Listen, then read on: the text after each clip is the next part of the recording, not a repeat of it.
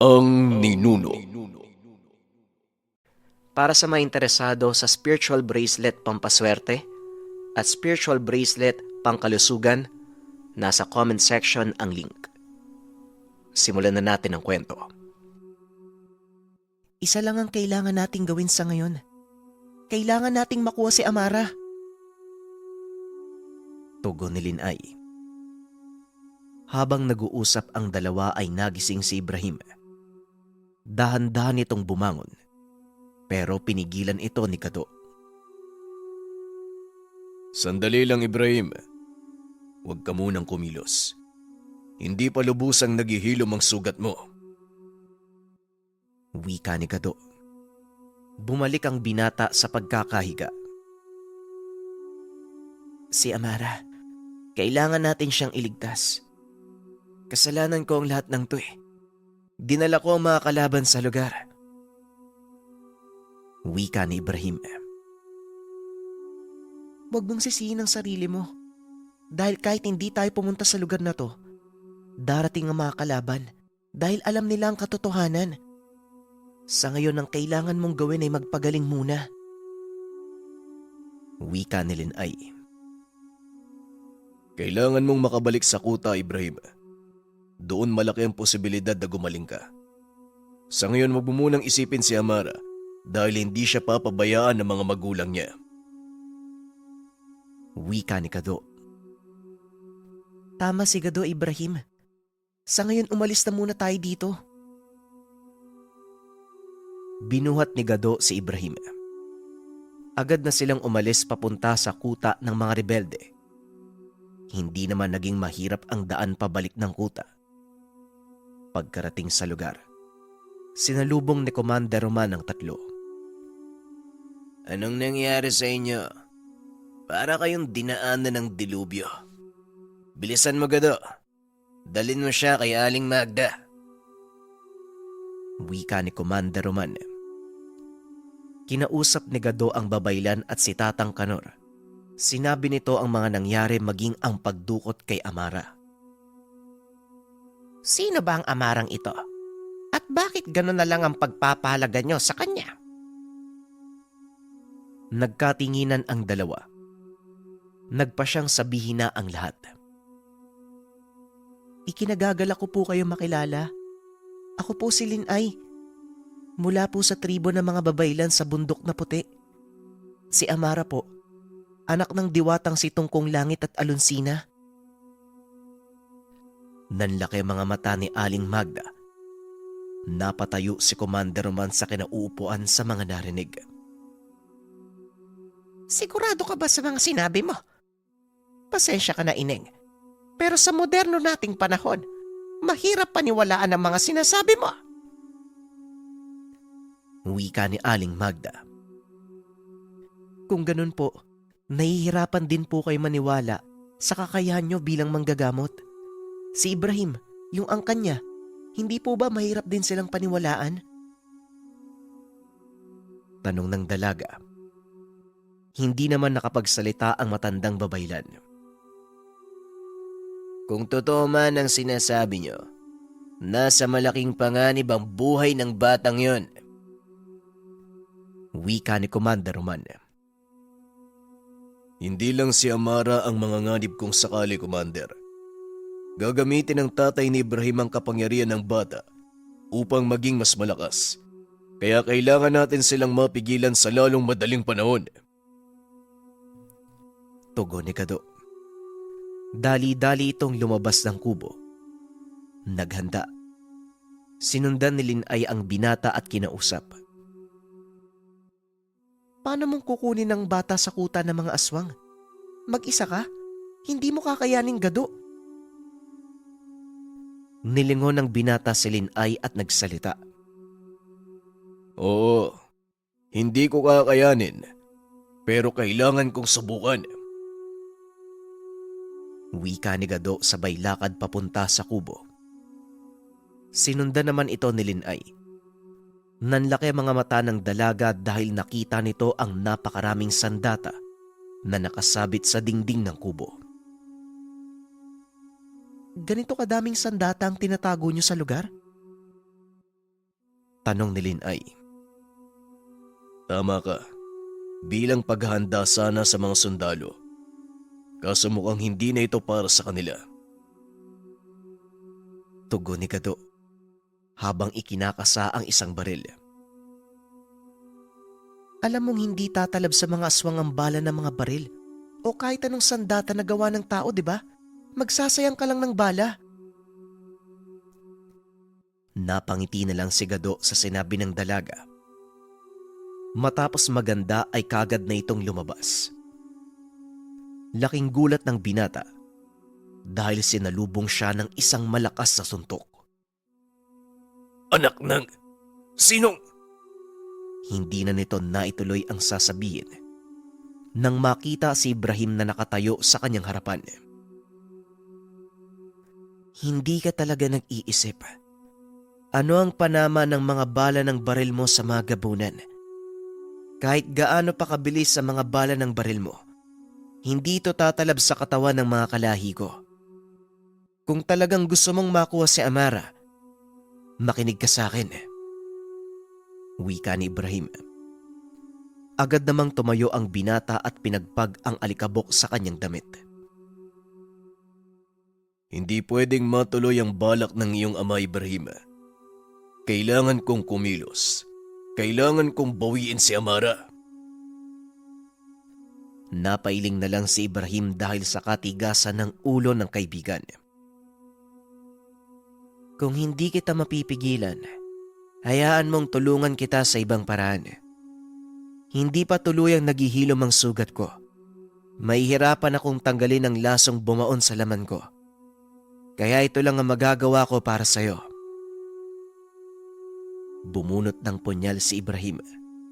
Sinugatan ang kanyang palad. Laking gulat ni Gado nang bigla siyang sakali ng kaibigan. Ipinatak ang dugo nito sa kanyang bunganga. Nang masiguradong nalunok na ni Gado ang dugo, binitawan niya ito. Umuubo pa ito habang tumatayo, habang sinasapo ang kanyang dibdib. Anong ginawa mo? Panandalian lang ang epekto ng kakayahan na ibinigay ko. Kaya bilisan mo na. Tugon ni Ibrahim. Akmang magsasalita pa sana si Gado nang bigla nitong maramdaman ang kakaibang init ng sikmura. Napalo dito sa lupa dahil tila gumagapang ang init papunta sa kanyang dibdib hanggang sa buong katawan. Napasigaw na din ito nang makitang unti-unting nagmamarka ang mga letra sa kanyang balat.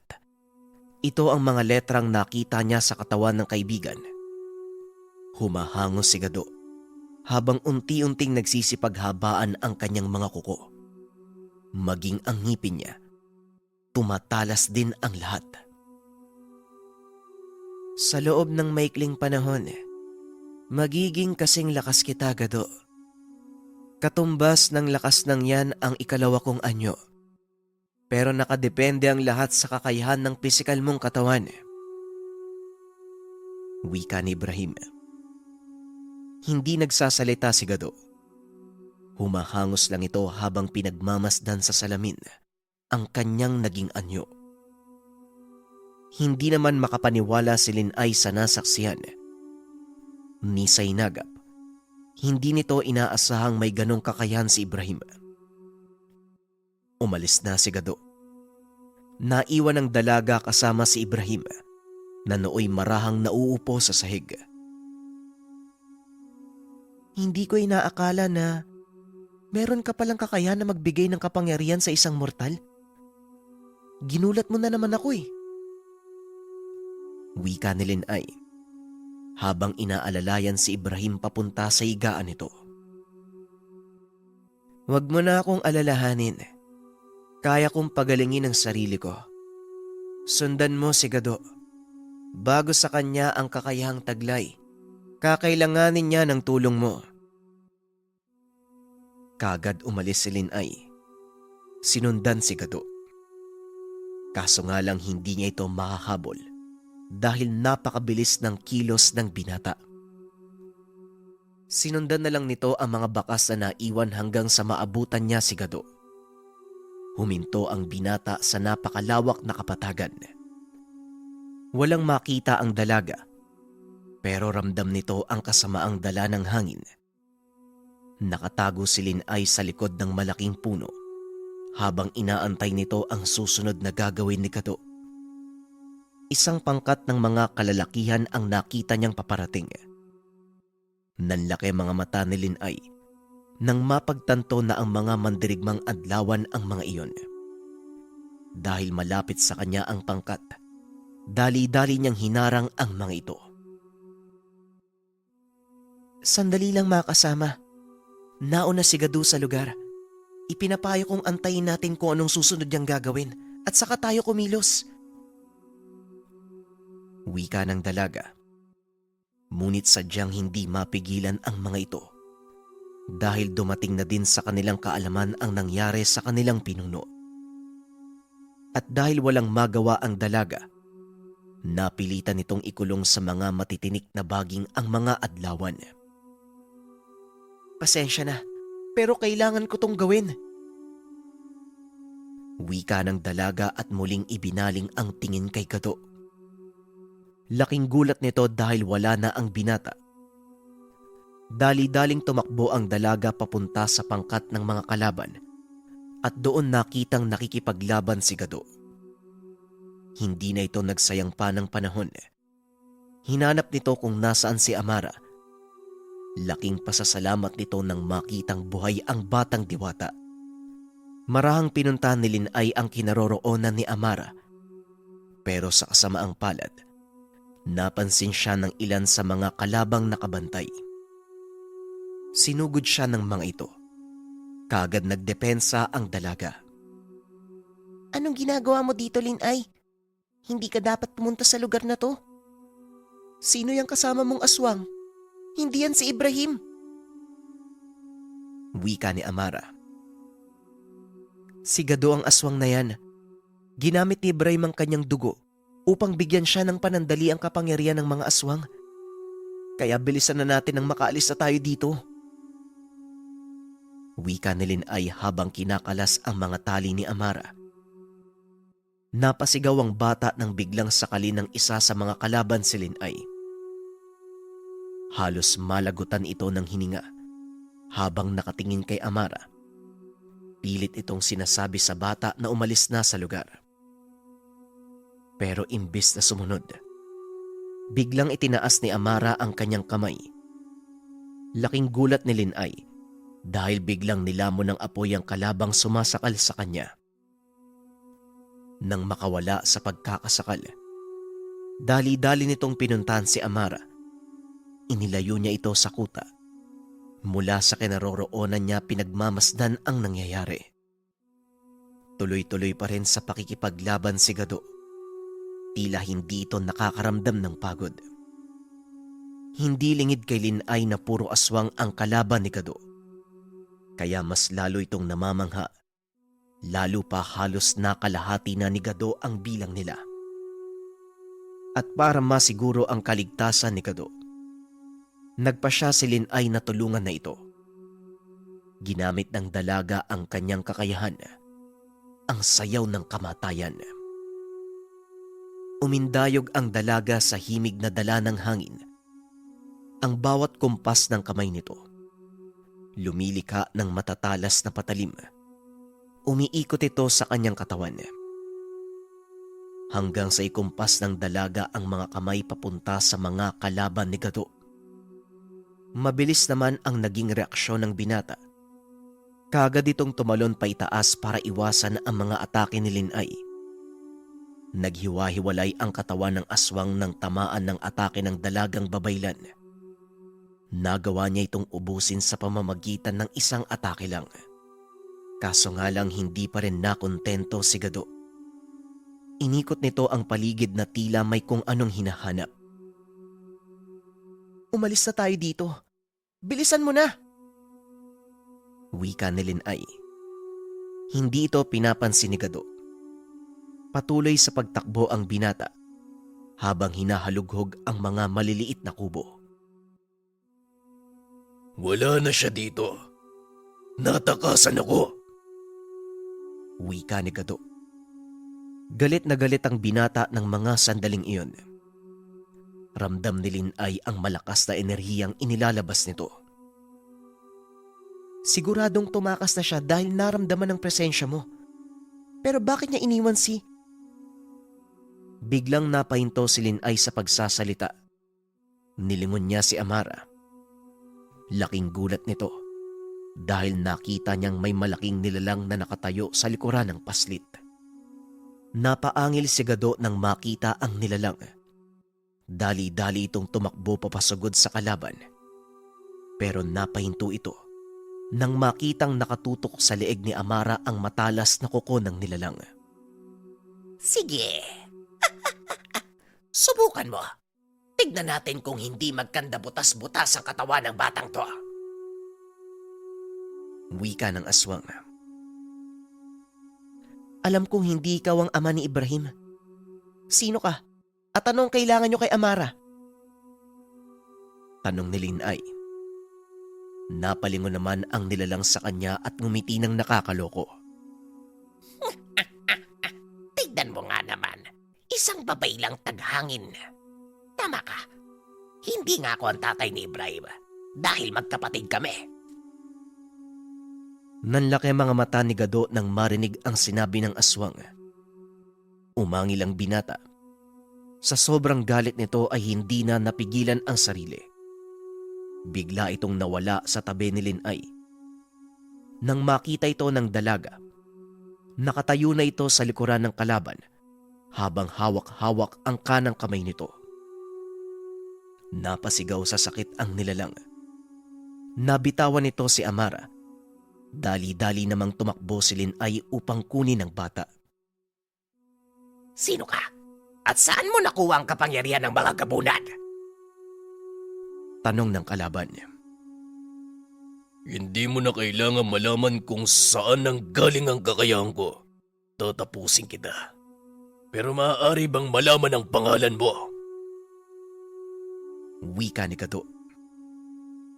Amadeo. Tawagin mo kong Amadeo. Muling wika ni Amadeo sabay talon pa atras. Kung ganun, ikinagagala kitang makilala. Pero pasensya na. Kailangan na kitang... Hindi na naituloy ng binata ang sasabihin dahil bigla itong nakaramdam ng matinding sakit sa dibdib. Anong problema? Bakit bigla kang natigilan? Tanong ni Amadeo. Hindi naman makapagsalita ang binata dahil ramdam na nito ang unti-unting panghihina. Pero sa kabila nito, mas pinili ni Gado na tapusin na ang laban.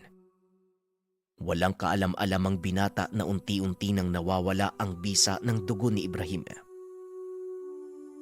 Hindi pa rin makagalaw sa kinakatayuan ng binata. Ramdam na rin ito ang panginginig ng tuhod. Wala na ba ang epekto ng dugo ni Ibrahim? Huwag kang magtaka kung bakit alam ko ang lahat ng ito. Kilala ko ang kapatid ko. At dahil pakialamero ka, magbabayad ka sa pagputol mo ng kamay ko. Wika ni Amadeo habang naglalakad papalapit kay Gado. Sobrang panghihina ng tuhod ang nararamdaman nito ng mga sandaling iyon. Sa isip ng binata, ito na ang katapusan para sa kanya. Itinaas ni Amadeo ang kamay at nakaamba ang matatalas nitong kuko sa dibdib ng binata. Napapikit na lang si Gado. Inantay na tumama ang atake ng kalaban. Habang nakapikit, nakaramdam ng pamilyan na enerhiya ang binata. Dahan-dahan nitong nagmulat. Nasumpungan ng binata ang isang imahe. Bilisan mo, Gado. Umalis ka na dito. Ako na ang bahala sa kapatid ko. Nakahinga ng maluwag ang binata nang malamang si Ibrahim ang dumating. Pinilit nitong makatayo, pero sadyang mahina ang katawan. Kaya naman walang nagawa si Ibrahim, kundi sipain ang kaibigan palayo sa kanilang kinaroroonan. Aray ko. Walang iya ka talaga, Ibrahim. Mamaya ka sa akin. Kaya siguraduhin mong mananalo ka dyan. Dyan sa utol mo na amoy patay na daga. Wika ni Gado. Ngumiti lang si Ibrahim. Muling ibinaling ang atensyon sa kalaban. Tignan mo nga naman. Ang alibughang anak. Sayang lang, hindi mo naabot ang buhay ang ating ama. Nakita mo sana kung paano siyang naghirap sa kamay ko. Nanlaki ang mga mata ni Ibrahim. Hindi maunawaan ni Gado ang nangyayari. Dahil ang buong akala nito, tatay ni Ibrahim ang may gawa ng lahat. Anong ginawa mo kay ama? Walang iya ka! Tanong ni Ibrahim. Alam mo, masyadong matanda na yun eh. Matigas ang ulo. Kaso kailangan masunod ang nakasaad sa propesiya. Pero dahil sa'yo, nagbago ang paninindigan ng mahal na ama. Hindi maaaring hindi maisakatuparan ng propesiya. Tugon ni Amadeo. Napagtanto ni Ibrahim na pinakinggan ng kanyang ama ang pakiusap sa kanya. Kung ganon, nakinig pala si ama sa kahilingan ko. Pero ikaw, anong ginawa mo? Muling tanong ni Ibrahim. Ramdam ni Gado ang galit sa boses ng binata. Dali-daling tumayo si Gado. Hinila palayo si Linay at Amara. Lumayo kayo, Linay. Hindi nyo magugustuhang makita ng malapitan ng susunod na mangyayari. Wika ni Gado. Gumawa ng malakas na pananggalang si Linay. Anong ibig mong sabihin, Gado? Tanong ni Amara. Hindi ko may papaliwanag sa'yo. Pero kung ano man ang nakita nyong lakas kanina sa akin, 5 beses ang maaaring ipamalas ni Ibrahim. Lalo pat nag-aapoy na sa galit ang taong yan. Hindi nga nagkamali ng hinala si Gado. Laking gulat nito nang biglang naglabas ng napakalakas na enerhiya si Ibrahim. Nabasag ang pananggalang na ginawa ni Linay at sa sobrang lakas ng puwersa, tumalsik ang mga ito palayo. Katumbas ng isang diwata ang kapangyarihan ng gabunang yan. Sabihin niyo sa akin, anong totoong pagkatao ni Ibrahim? Tanong ni Amara habang pinagmamasdang magbagong anyo si Ibrahim. Halos walang pagbabago sa pagkatao nito. Tanging ang kulay ng balat at buhok nito ang nag-iba. Kung kwento ni Ibrahim ang pagbabatayan, siya ay isinilang na kalahating diwata at kalahating gabunan. Paliwanag ni Gado na labis namang ikinagulat ni Amara. Hindi rin lingid sa kaalaman nito na may ganong kaganapan. Pero ni Sainagap, hindi nito inakalang masusumpungan niya ang sinasabing alamat na nilalang. Sabihin mo sa akin, sinong kanyang ina? Tanong ni Amara. Kung maragtas naming mga babaylan ng pagbabatayan, sinasabing isang mandirigmang diwata ang ina ni Ibrahim. Hindi lang malinaw kung sino, pero ayan sa harapan natin ang patunay. Dito na unti-unting naglinaw sa isipan ni Gado ang lahat. Ang mga markang nakasulat sa balat ni Ibrahim, ang mga tato sa katawan ng mandirigmang diwata, si Ina Gunid. Mabaging langit. Si Ina Gunid ang ina ni Ibrahim. Hindi na ako magtataka. Kaya naman pala napakalakas ng taong yan. Muling ibinaling ang tingin sa dalawang naglalabang aswang. Kitang-kita ang takot sa mukha ni Amadeo. Maging ito ay nagulat sa ipinakitang lakas ng kapatid. Namana mo ang kakayahan ng dalawa mong magulang. Yan ang bagay na kinaiinggitan ko sa'yo. Wika ni Amadeo. Sinugod niya si Ibrahim Hinawakan lang nito ang kamay ng kapatid. Walang reaksyon ang muka. Blankong titig lang ang sinagot nito kay Amadeo. Walang hiya ka. Pinatay mo si ama. Pagbabayaran mo ng buhay mo ang ginawa mo. Wika ni Ibrahim. Hindi maipinta ang mukha ni Amadeo. Ito ang kinakatakutang anyo ng kapatid. Ang ikalima, ang huling antas ng pagpapalit ng balat ni Ibrahim. Mapapatay mo man ako, Ibrahim. Alam mo nga habulin ka ng iba nating kapatid. Nakagaya ko, gustong matupad ang propesiya.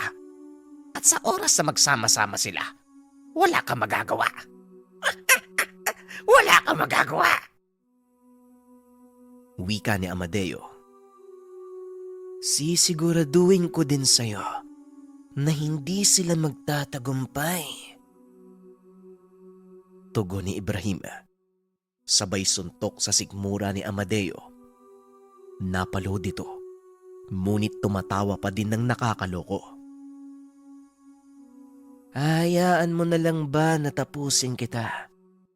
Lumaban ka!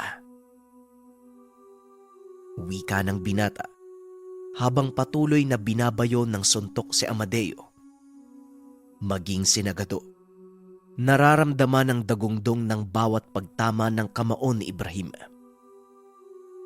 Hindi na nagawang manlaban pa ni Amadeo, kaya tinuluyan na ito ng kapatid. Matapos itong patayin ay kaagad nagbalik sa normalang binata. Hila-hila nito ang bangkay ni Amadeo.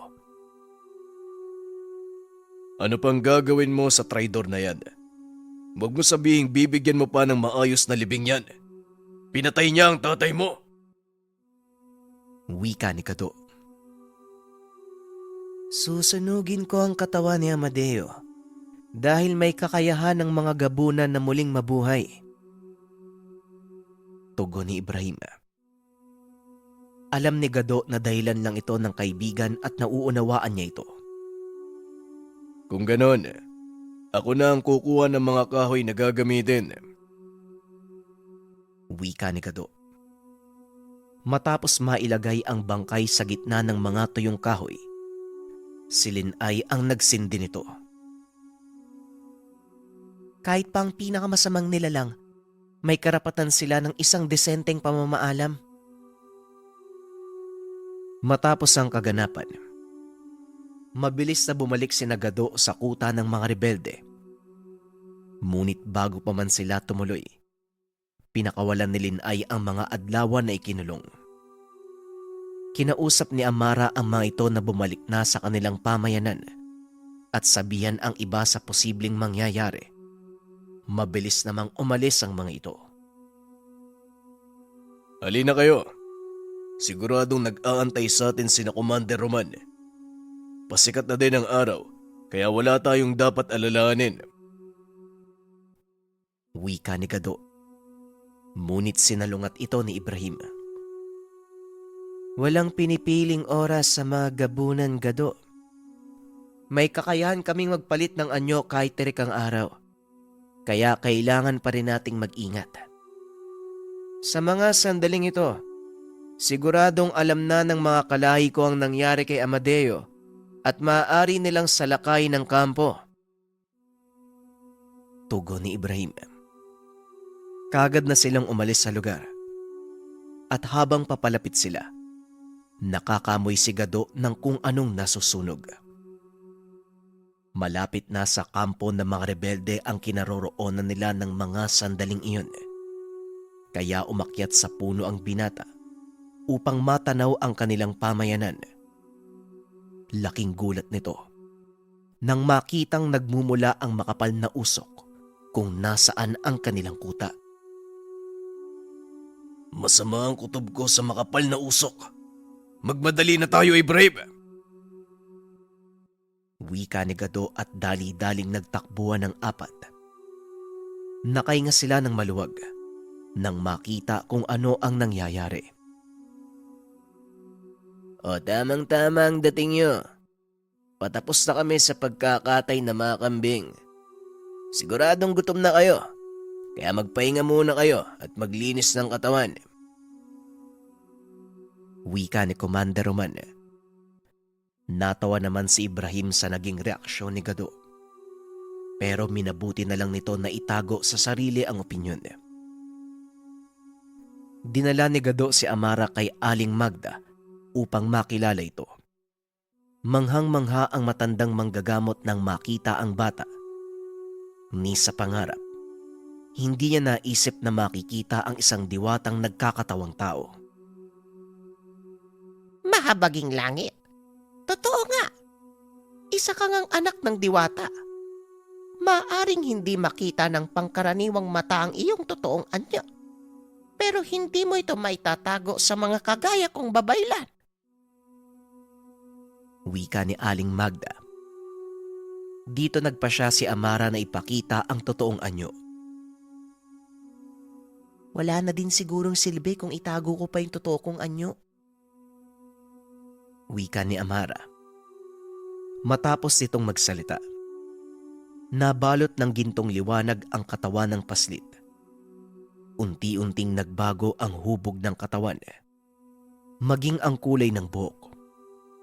Nang humupa ang liwanag, tumambad sa kanila ang napakatangkad na babae. May gintong buhok, mahabang tenga, kagaya ni Ibrahim, kulay asul din ang mga mata. Amara, ikaw ba talaga yan? Tanong ng binata habang kinukusot ang mga mata. Napangiti ang dalaga. Ako nga ito, Gado. Anyo ko lang ang nagbago, kaya wala kang dapat ipagtaka. Napailing si Gado sa mga nangyayari. Ano kaya yung susunod kong makikita?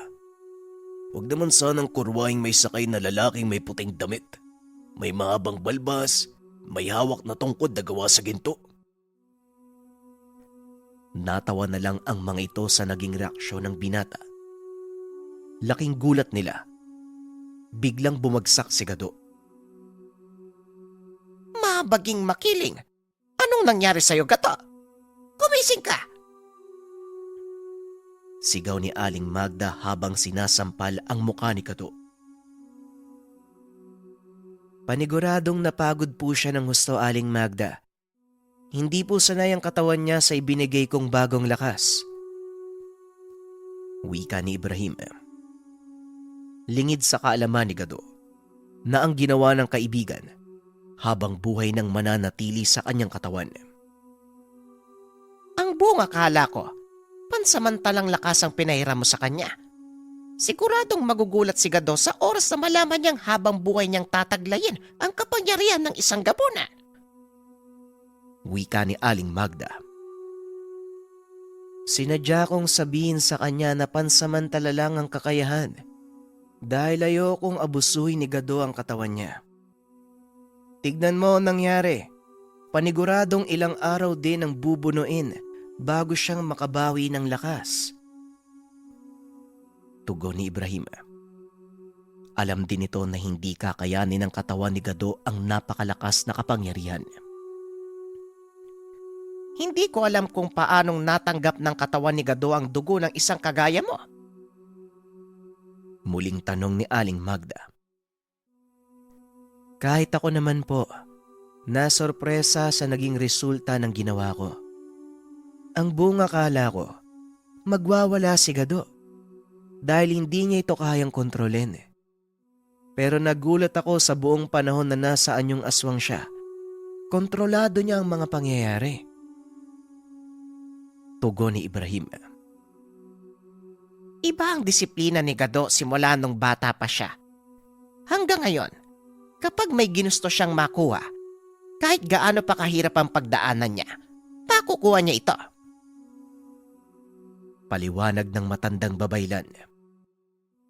Napagtanto ni Ibrahim na totoo ang sinasabi nito dahil siya mismo ang nakasaksi sa lahat ng pinagdaanan ni Gado.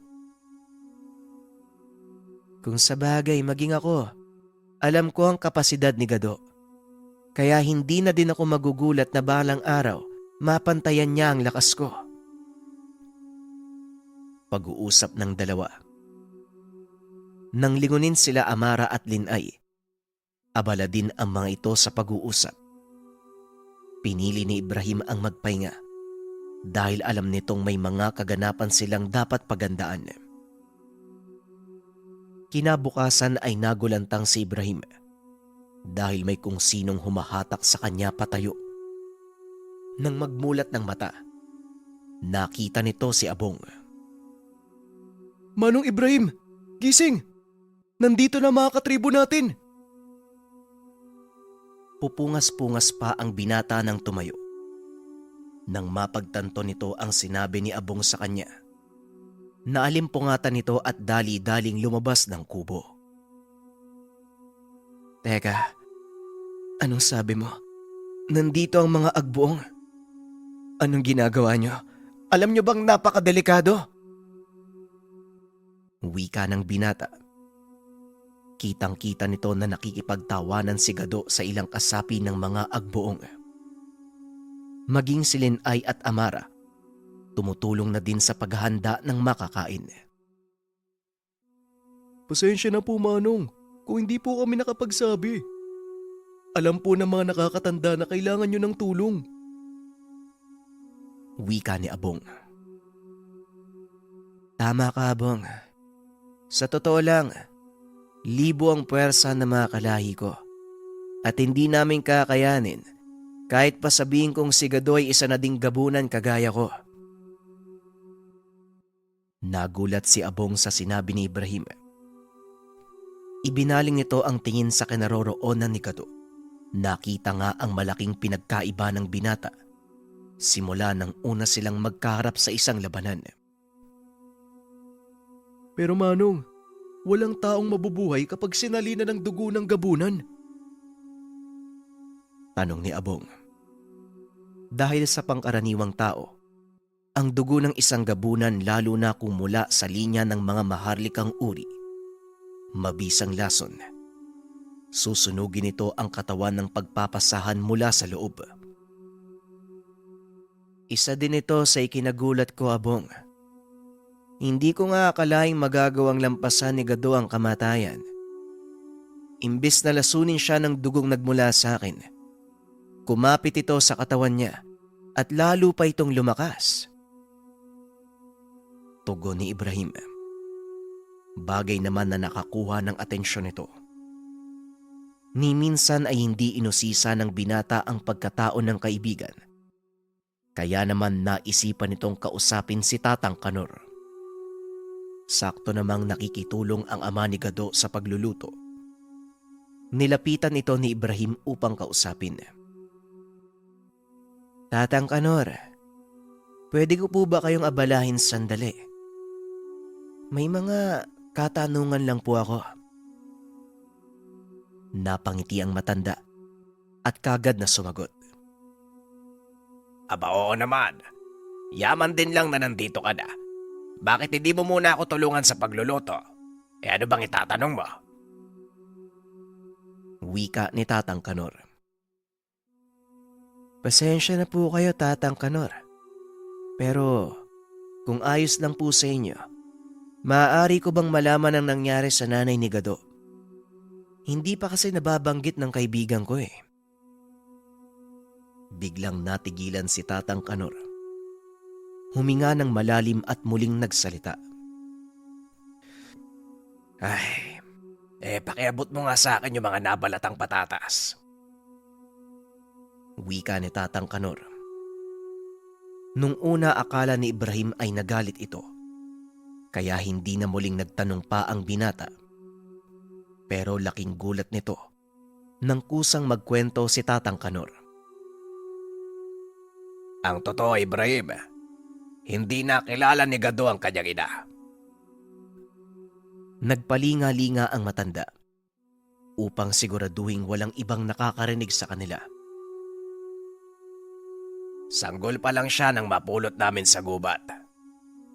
Oo, Ibrahim, hindi ko totoong anak si Gado. Nanlaki mga mata ni Ibrahim. Hindi ito makapaniwala sa mga narinig. Teka, alam po ba ito ni Gado? Tanong ni Ibrahim. Walang alam si Gado. Pinili naming huwag ipagbigay alam sa kanya. Napulot ko si Gado. Bago pa man kami umakyat sa kabundukan at nagpa siyang maging rebelde. Wika ni Tatang Kanor. Dagdag pa nito. Namulat at nagkaisip si Gado bilang anak ng rebelde. Namuhay ng simple na hindi man lang inalam ang katotohanan tungkol sa kanyang pagkatao. Pasensya na po kayo, Tatang. Pero naitanong ko lang po ang tungkol sa bagay na to dahil nagtataka ako kung bakit hindi nalason si Gado ng dugo mula sa akin. Salip ay kumapit ito sa kanya. Naging mas malakas pa ang kaibigan ko. Tugon ni Ibrahim. Hindi ko rin masasagot ang tanong mo, Ibrahim. Pasensya ka na. Sa totoo lang, hindi ko din alam ang totoong pagkatao ng batang itinuring kong anak. Panahon siguro ang makakapagsabi sa atin ito. Wika ni Tatang Kanor. Habang nag-uusap ay biglang nagkaroon ng kaguluhan sa labas. Dali-daling lumabas sina Ibrahim. Nagulat ito dahil isang pamilyar na muka ang nasumpungan nitong papasok sa kuta. Dali-daling tumakbo ang binata upang salubungin ito at mapigilan ang mga rebelde. Sandali lang. Kilala ko po ang matandang yan. Mga kasama, hayaan niyo siyang makapasok. Wika ni Ibrahim. Sinasabi ko na nga ba, nandito kang bata ka. At mukhang maayos naman ang lagay mo dito. Sabihin mo kung anong nangyari sa'yo at nasaan si Amadeo. Tanong ng matandang babae. Naitago na lang natin sa pangalang Nanay Belia. Napayuko si Ibrahim at kagad na sumagot. Wala na po si Amadeo. Hindi niyo po ba alam ang nangyari? Si Amadeo ang pumatay sa aming ama. Inamin niya to sa harapan ko. Tumatangulang ang matanda. Inaya siya ni Ibrahim na pumasok sa isang kubo. At saktong naroon si Linay at Amara ng mga sandaling iyon. Nanlaki mga mata ni Nanang Belia nang mahagip ng tingin si Amara. Ramdam nito ang kakaibang presensya ng dalagang diwata. Anong ginagawa ng isang diwata sa lugar na ito? Ibrahim, magpaliwanag ka. Wika ni Nanang Belia. Hindi naman nagdalawang isip si Ibrahim na ipaliwanag ang lahat sa matanda. Siya po ang dahilan kung bakit kami nagkabangga ni Amadeo. Dinukot po ng kapatid ko ang dalagang yan para may sa katuparan ng propesiya. Napailing si Nanang Belia sa mga narinig. Talagang hindi nakikinig si Amadeo sa mga sinabi ko. Napakatigas ng ulo ng batang yan. Dahil sa nangyari, kayo-kayong magkakapatid ang magkakabangga. Hindi ito ang gustong mangyari ng tatay mo. Wika ni Nanang Belia. Mas nagulat pa ito nang marinig ang sinabi ni Ibrahim. Nagbabalak na sumalakay ang mga kapatid ko sa lugar na ito. Nagkaisa silang ituloy ang pagsasagawa ng propesiya at ang dalagang diwata ang susi para sa kaganapan. Wika ni Ibrahim. Nanlaki mga mata ng matanda. Hindi alam ni Ibrahim na dito masasagot ang katanungan tungkol kay Gado. Wala na tayong magagawa kung hindi harapin sila. Kung nabubuhay lang sana ang kapatid mo sa ina, hindi sana tayo mangangamba ng ganito. Biglang pumasok sa isipan ni Ibrahim ang mga kwento ni Nanang Belia. Ang totoo, Nanang Belia, Ngayon ko lang din naalala ang tungkol sa kapatid ko. Sabihin niyo po sa akin, saan po ba niya iniwan ang kapatid ko? At kung nabubuhay man siya ngayon, ilang taon na ito?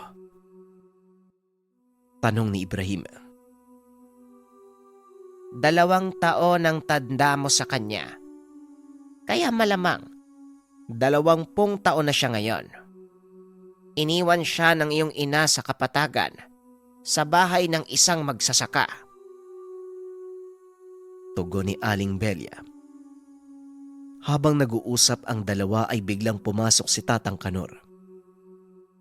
Ibrahim, iniwan mo ako sa kusina. Anong? Hindi na ituloy ng binata ang sasabihin dahil biglang napatayo si Nanang Belia. Ikaw ang magsasakang pinag-iwanan ng sanggol. Sabihin mo sa akin, nasaan ang bata? Wika ni Nanang Belia. Hindi naman makapagsalita si Tatang Kanor. Maging si Ibrahim ay nagulat sa mga narinig. Ano pong sinasabi niya? Ay pasensya na po. Pero hindi ko kilala ang tinutukoy niya. May sanggol akong napulot sa atangan ng bahay ko noon. Pero hindi ako sigurado kung siya ang tinutukoy ba. Nanlaki ang mga mata ni Ibrahim dahil napagtanto nito. Si Gado ang tinutukoy ni Tatang Kanor. Posible kaya nga si Gado ang tinutukoy niyo, Nanang Belia? Tanong ni Ibrahim. Isang paraan lang ang alam ko para malaman kung siya ang nawawala mong kapatid sa ina. Nasaan ba siya? Tanong ni Nanang Belia. Sinamahan ni Ibrahim papunta sa kubo kung saan nagpapahinga si Gado. Pagpasok ay marahang nilapitan ng matanda ang natutulog na binata. Naglabas ito ng kris. Itinabi kay Gado. Nagliwanag ang sandata. Napangiti si Nanang Belia. Hindi nga ako nagkamali. Siya nga ang nawawala mong kapatid. Ang kris na ito ang patunay. Sasagot lang ang sandatang ito sa taong may dugo ng totoong may-ari. Hindi makapaniwala si Ibrahim sa mga narinig. Masyadong mabigat ito para sa kanya. Matagal ko nang kasama si Gado. Ni minsan, hindi ko man lang naisip na siya palang nawawala kong kapatid kay ina. Nasagot na din ang katanungan ko kung bakit hindi siya nalaso ng dugo ko. Meron siyang taglay na dugo ng diwata. Wika ni Ibrahim habang hinahawakan ang noo ni Gado. Wala pa itong malay. Nagulat maging si Tatang Kanor dahil ang buong akala niya ay pangkaraniwang bata lang ang inalagaan. Bakit hindi mo nabanggit ang bagay na ito nung mas maaga, Ibrahim? Tanong ni Tatang Kanor. Minabuti ko lang na itago ito sa pag-aakalang wala din naman kayong may tutulong. Pero nagkamali po ako. Kung mas maaga kong sinabi sa inyo ang lahat, maaga ko din sigurong malalaman. Tugon ni Ibrahim. Siguradong magugulat si Gado sa lahat. Pero kailangan niyang malaman ang lahat ng ito. Sa totoo natutuwa ako. Dahil magkapatid pala kayo ng anak ko. Buong buhay ni Gado naghahanap siya ng nakakatandang kapatid. At ngayon ito ay nagkatotoo. Wika ni Tatang Kanor. Ngayong nahanap ko na ang kapatid ko, hindi na ako mag-aalala sa mga plano ng iba ko pang kapatid. Tugon ni Ibrahim. Muli silang lumabas sa kubo at hinayaang magpahinga si Gado. Ilang araw na itong natutulog. At ayon kay Nanang Belia, normal lang ang reaksyon ng katawang naninibago sa kakayahan ng isang gabunan. Mabuti na lang at naitabi ko ang punyal. Gusto kong ibigay mo ito sa kapatid mo sa oras na magising siya. Ang sandata mismo ang magpapakita sa kanya ng katotohanan. Ngayon kailangan ko nang umalis. May mga bagay pa akong kailangang gawin. Ang tungkol naman sa dalagang diwata, protektahan mo siya, Ibrahim. Dahil alam mo na kung ano ang mangyayari sa oras na mapasakamay siya ng mga kapatid mo. Wika ni Nanang Belia. Kagad itong naglaho matapos makipag-usap. Umalis na siya sa lugar. Iniwan ng matanda ang pag-asa na magtatagumpay sila sa laban kontra sa mga gapunan.